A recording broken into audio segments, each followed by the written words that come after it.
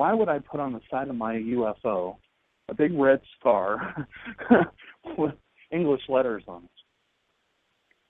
You wouldn't. That's just common. Right. Yeah.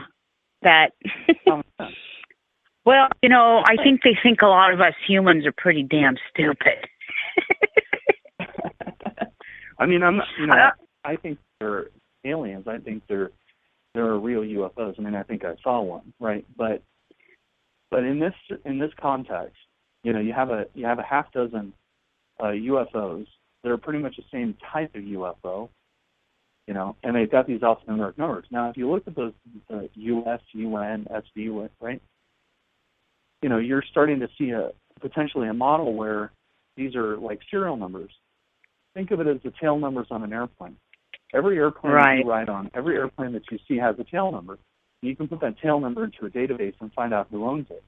You may or may not want to know who owns it, but you can find out who owns it, okay? So here's Kennedy. Okay. He's inquiring, and he's saying, okay, I want to, you know, NASA and the CIA and the Air Force and all you guys in the Department of Defense, I want you to tell me all about all this UFO stuff. Well, now he's going to start to find out, well, maybe those aren't aliens. Maybe those are humans. So if we had UFOs, right, it kind of makes the whole thing move. And so that's something that they would want to cover up. But that's a logical outcome of the questions that he's asking. See, 40 years later, 50 years later, we can go back and we can say, okay, Kennedy was assassinated on this date, Byrne memo, you know, other anomalous memo, take an article, sighting, and we can mix and match and draw lines between all this stuff. Back then, he didn't know.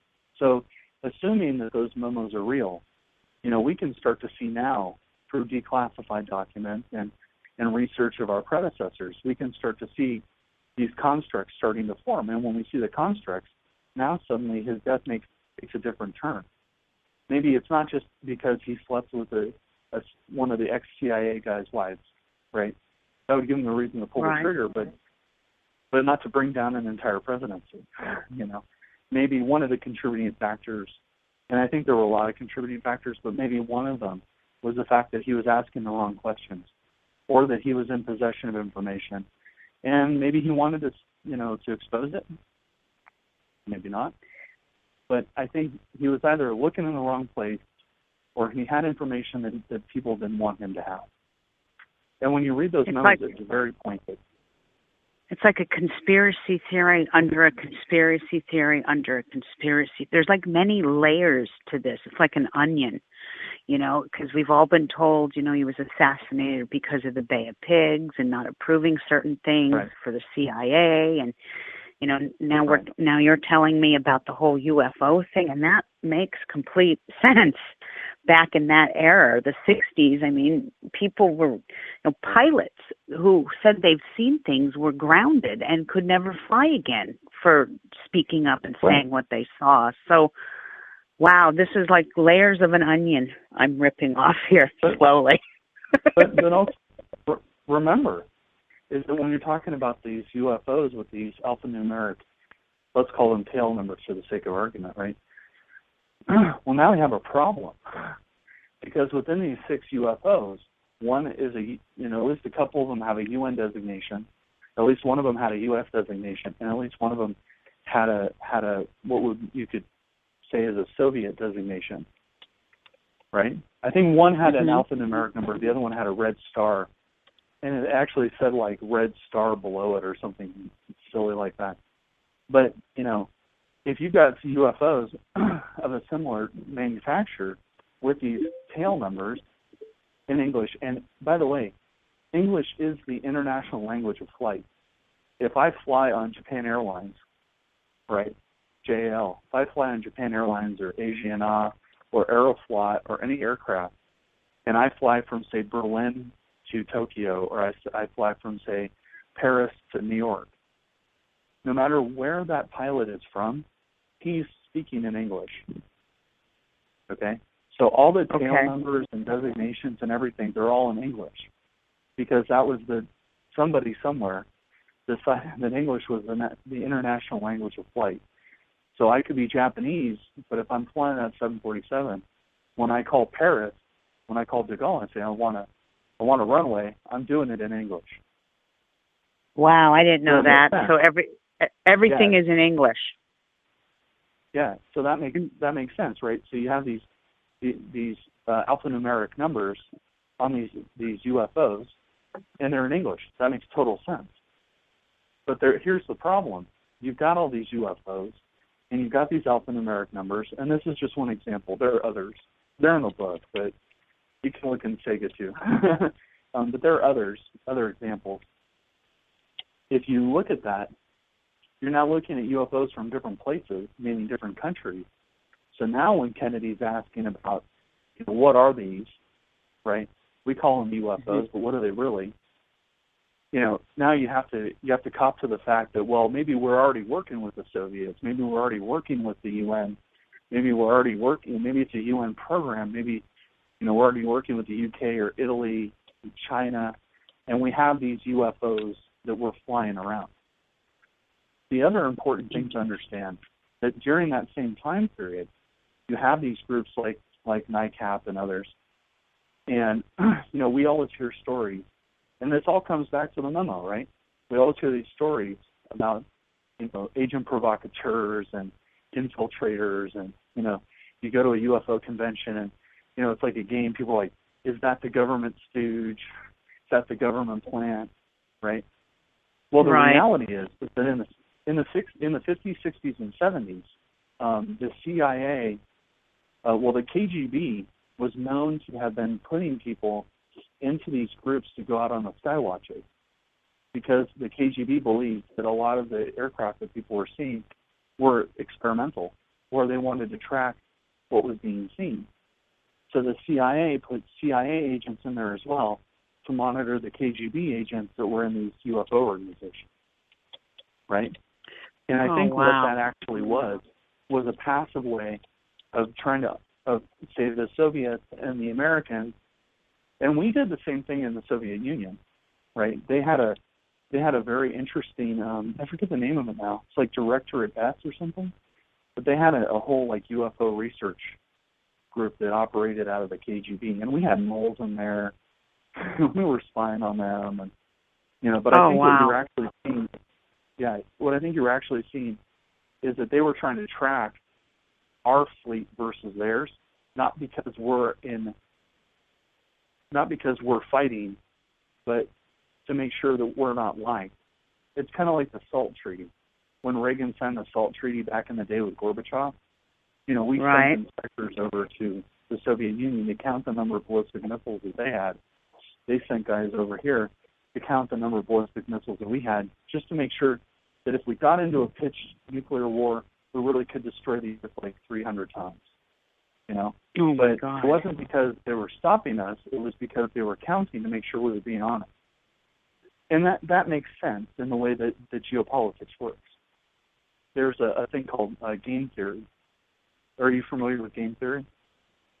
No, I haven't heard of that. Explain that a little bit to me. Sure. So game theory was a mathematical model created by John Nash. Nash was the guy in The Beautiful Mind. He actually won a Nobel Prize in economics. They won a Nobel Prize for economics in this. And basically what game theory is it's the reduction of a poker match down to math. That it's a pure mathematical model of how a poker game works, right? And it was the basis of mutually assured destruction. All modern foreign policy is based on game theory, which is essentially based on a poker match. So if you think about it, and you've got these opposing fleets of UFOs, whether they're working together or against each other, I would argue they're working together but not well, right? Then it's like a bad marriage. You would imagine, exactly, but a marriage nonetheless. You would imagine that the Soviets would want to make sure, and they would have a mechanism in place to make sure that we were being honest about what we had versus what they had. And it could come down to money. That, they're spending X number of billions of rubles to maintain this stuff, and we're spending X billions of dollars to maintain our stuff, so we want to make sure that they're equivalent. And maybe it's by population, or I don't know. but we would want to make sure they're equivalent. But then you've got Kennedy, and he comes in, and he's riding a popular wave. Everybody thinks that he's going to fix everything, right? And he starts asking questions, and he starts saying, okay, NASA, what are our real defensive capabilities? Well, and the Air Force. Well, guys, what are our defensive? Well, we've got 16 UFOs flying out of Nellis and Edwards. We've got a couple of battle stations in orbit. It's like these are questions you don't want to answer. And on the flip side, the Soviets are like, well, we've got a bunch of Almaz. We've got a moon base called Zvezda. We've got a fleet of UFOs. We've got to make sure, we have 2 moon bases, Horizon and Lunex. Lunex wasn't really a moon base. It was more like a lander that had a bunch of people in it. So it was like a portable battle station, so to speak. But, now the Soviets are saying, you have 2 moon bases and we have 1. So the way detente works, right, is that, we have to have equivalency. So, I think... Speaking of the moon, how come we have never gone back? How come we've never gone back to the moon? Did we ever really go in the first place? Oh, absolutely. Okay, because there's a conspiracy out there saying, we never went. But I have heard things like we went and we were told never to go back by the alien brothers that were on the moon already. Right on the far side. Actually, John Lear has a good one about this. John Lear says that his informants have told him that there's a massive alien base on the far side of the moon. So that's one of the theories, right? Okay. I think we went. I think that if you look at the astronauts, they are, for the most part, in some level condition. I think that most of them are very, very honest about what they saw because they landed where they were told to land, and they did what they were told to do. And I think that they were told to land in a spot that was clear. And, every once in a while one would miss. And then that's when you get the questionable footage. Like they're driving the lunar rover around and it's like Looney Tunes. Right. And you see the same rocks. Or, you look at what Jay Weidner did. The whole reverse projection thing, the Kubrick thing that Jay Weidner talks about in Kubrick's Odyssey. I think that's when you start to see these kind of mashups where they took real footage and they started to fake elements, because what you don't want to see, right, is you've got these guys driving around on a lunar rover, bouncing around, and then suddenly, there's a radio tower. Where did that come from? So I think that there is a lot of fakery in some of the missions because they landed off target, like the first one, or they went to areas that weren't sanctioned, but you can't stop them. So I think they just kind of work to cover up stuff in the distance or whatever.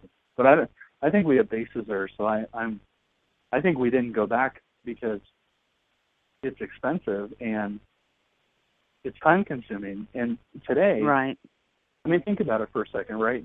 Today, you go to the moon and you bolt on your NASA approved GoPro and you're going around, and when you land, you put the GoPro in your pocket because you're going to show it to your kids, and then you see something in the distance that can't be sanitized. When we went to the moon during the Apollo mission, there was a time delay between when, and they cooked up all kinds of reasons. It was the amount of time it took for the transmission to get from the moon to the Earth, and then whatever. But that there was a delay. They lost huge amounts of the footage, and then when they found it, they lost more of it. Right.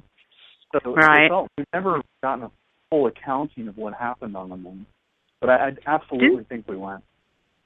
Didn't they lose the moon rocks too? They brought back. Didn't those disappear, or some of them mysteriously disappeared? Yeah. Or okay. Yeah, some of them were stolen. Yeah, I mean, but you see, that's the way conspiracy works, right? The only way that's right. Right. The only way you can have a properly formed conspiracy is with one person. Because you can carry out the conspiracy by yourself and not trust anybody. The minute other people become involved, the quality of their work in promoting the conspiracy can be suspect. So maybe they were supposed to remove the moon rock,